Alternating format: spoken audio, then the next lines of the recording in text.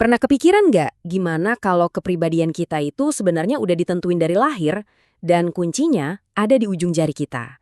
Nah, hari ini kita bakal ngulik cerita unik di balik konsep Stephen. Ini sebuah perjalanan yang mencampurkan dunia korporat, pencarian spiritual, dan sebuah ide yang radikal banget tentang kecerdasan genetik. Pertanyaan ini nih yang jadi titik awal dari semua perjalanan Farid Poniman, sang pendiri Stephen. Yuk, kita lihat gimana semua ini berawal. Oke, jadi semuanya berawal dari satu orang, Farid Poniman. Perjalanannya itu unik banget karena nggak dimulai di lab psikologi, tapi justru di tengah-tengah persaingan ketat dunia korporat. Awal yang sama sekali nggak terduga, yang akhirnya mengubah segalanya.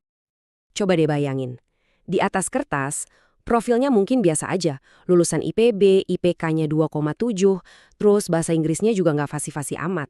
Tapi entah gimana, dia berhasil ngalahin ribuan kandidat lain dan diterima di perusahaan multinasional raksasa, Procter and Gamble. Nah, kontras yang luar biasa ini nih, yang jadi tiket masuk dia ke sebuah dunia yang benar-benar baru. Di PNG inilah Farid, yang notabene berlatar belakang pertanian, pertama kali kenalan sama tes kepribadian MBTI. Pertemuan inilah yang jadi pemicunya, yang nyalain rasa penasarannya yang dalam banget soal cara kerja otak manusia.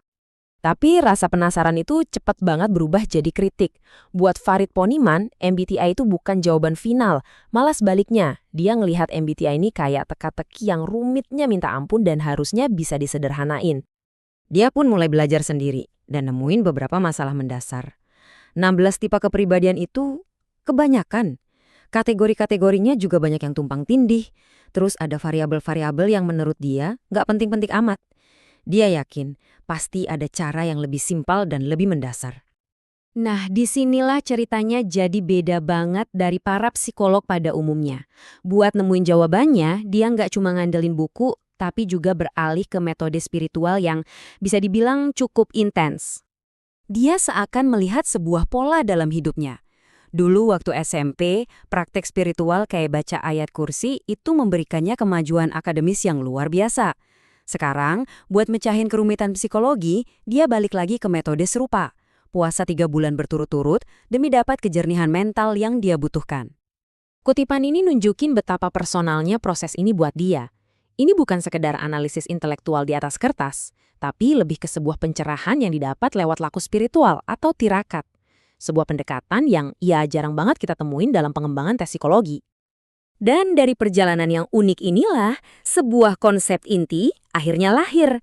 Sebuah model kecerdasan manusia yang jauh lebih simpel dan, menurut dia, jauh lebih mendasar.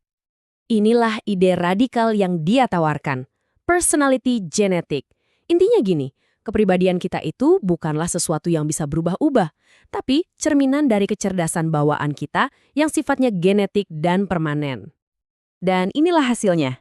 5 mesin kecerdasan yang fundamental. Ada sensing, thinking, intuiting, feeling, dan insting.